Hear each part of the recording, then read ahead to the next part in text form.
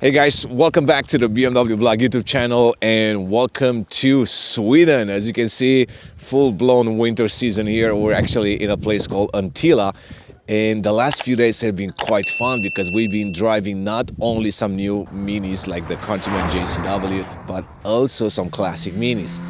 Of course, it's always fun to go on a nice lake and do all of that, but we also found something else that's interesting here, and that's the new Mini Cooper F66.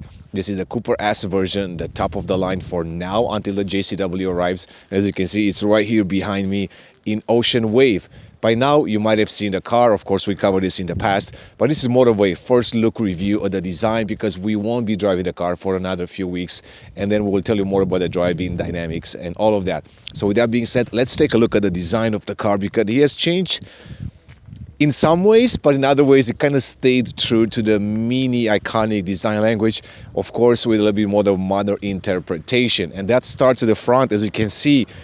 Brand new headlights. They're frozen, of course, it's quite cold here, but it's got some new graphics inside, and that's something that's new on the car. It kind of goes overall with the entire shape of the car right now, which is a little bit more simplistic, more minimalistic. I think Mini calls it a charismatic simplicity, and that's the idea of this new generation of Mini F66 and J01 as well.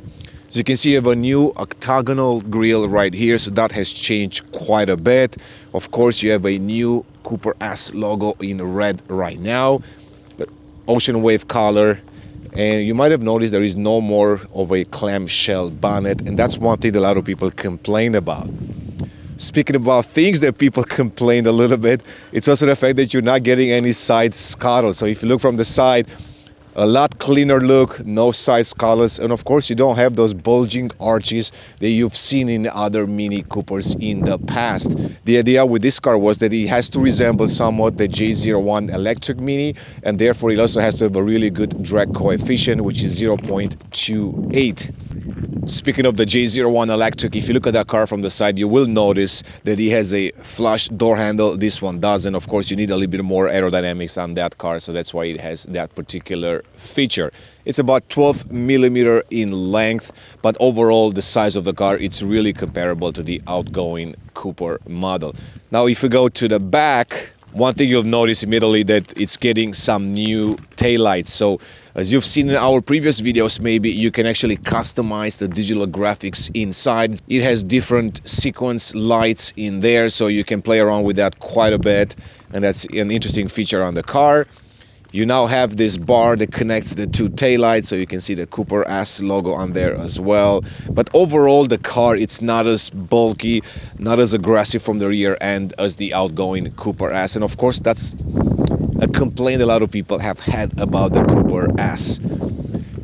Right here, you might have noticed the lack of exhaust pipes, and that's one of my pet peeves as well, because I truly love the look of those pipes on Cooper models, and I understand the reasons behind this, because Mini wanted to kind of keep the J01 and the F66 cars kind of close together in design, and for people not to think too much about the drivetrain, but I just wish they would have kept that particular feature there.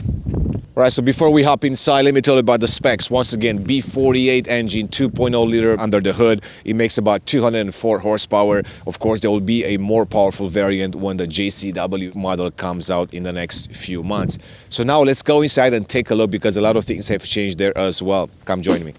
All right, so here we are inside the new Mini Cooper S, and of course, at the first glance, it looks nearly identical to the J01. There are a few variations here and there. The door handle, it's placed a little bit different on this one. You have the speakers on the A-pillar on the F66 versus the J01. And I believe the electric model also gets a little bit of a different vent orientation. But overall, you won't be able to tell the differences immediately, because the idea is, once again, for the cars to look quite similar. Centerpiece in the car, clearly it's this large 9.4-inch OLED screen. Looks fantastic, especially at nighttime. It just pops out and it looks fantastic. It's got the Mini OS 9, so you can customize this quite a bit. I've showed you this in the past, but essentially it's a new UI UX. And as you can see, you have a completely different layout of the information displayed. There is no more dashboard behind the steering wheel, so everything is being displayed here, like the speed and all of that. you're still getting your typical mini head-up display. That hasn't changed. Of course, a lot of people were looking forward to maybe getting a different type of HUD, but unfortunately, that's what we're getting today. As you see, no more leather seats. It's all a vegan interior, so you have this fake leather right here. Of course, it's got some really interesting patterns and combination that you can pick from. It's got a combination with this fabric as well. And of course, speaking of fabric, you get the fabric on the dashboard too. If you turn or you change the lights at night, you will see the different colors underneath this fabric.